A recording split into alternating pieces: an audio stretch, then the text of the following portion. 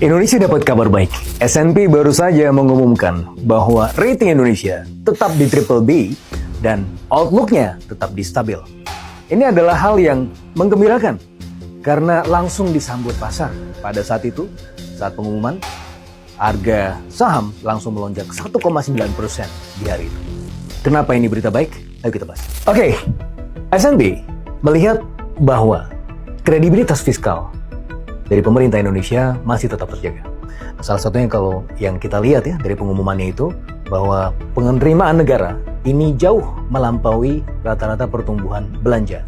Jadi kemarin baru saja diumumkan oleh pemerintah ya kinerja APBN di semester 1. Di semester 1 penerimaan negara itu kita mendapatkan 1.459 triliun yang mana ini adalah pertumbuhannya secara tahunan 21,4%. Nah, dari sini kita bisa melihat salah satu komponen yang paling besar adalah 1.187 triliun atau juga pertumbuhannya 21,4%. Ya, ini komponen dari penerimaan. Itu adalah pajak. Jadi pajak kita melonjak drastis dan itu menjadi salah satu komponen yang utama dari penerimaan negara.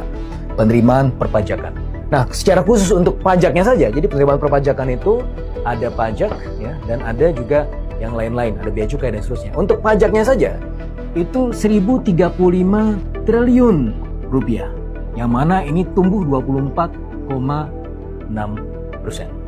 Nah, jadi kalau kita lihat dari konstruksi ini sangat menjanjikan. Karena kita juga bandingkan dengan belanjanya. Belanja pemerintah 1.656 triliun rupiah. Ini secara year on year tumbuhnya 17,8%.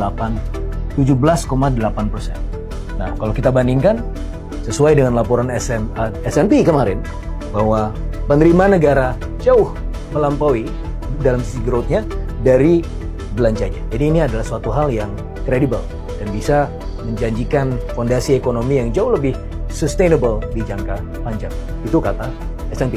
Yang menarik lagi, S&P juga melihat bahwa pemerintah dalam hal ini berusaha untuk menutupi kebocoran negara itu under invoicing, transfer pricing yang pernah kita bahas di episode yang sebelumnya itu dijaga dengan keberadaan dari DSI dan antara sumber daya Indonesia. Nah, secara spesifik S&P melihat bahwa DSI ini adalah sebagai revenue generating machine.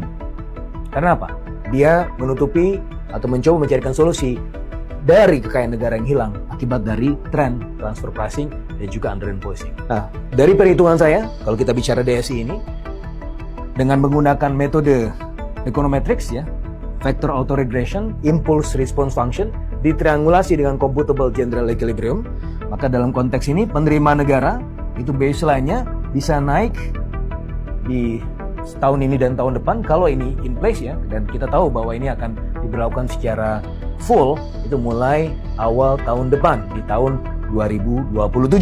Nah, ketika itu bisa dilakukan, maka baseline-nya minimal kita dapat 50 triliun rupiah dan bisa sampai 108 triliun rupiah dalam 1 tahun penerimaan dari sisi APBN.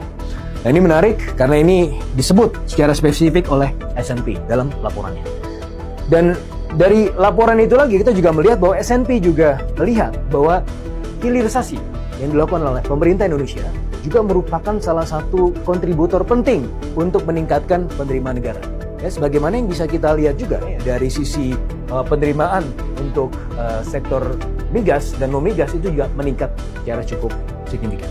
Nah, dari sini kita bisa lihat bahwa S&P masih melihat bahwa prospek pertumbuhan ekonomi Indonesia, prospek fiskal Indonesia masih tetap intact. Sementara S&P setelah melihat situasi selama semester 1, dia kemudian memahami bahwa fiskal kita masih cukup kredibel, pertumbuhan ekonomi kita masih cukup baik, bahkan forecast-nya masih di atas 5%, 5,1 sampai 5,2%. Meskipun kita punya target juga secara formal 5,4%, tapi ini mengindikasikan bahwa S&P masih melihat bahwa pemerintah Indonesia kredibel, bisa membayar utangnya dan memiliki prospek ekonomi jangka menengah dan panjang yang baik.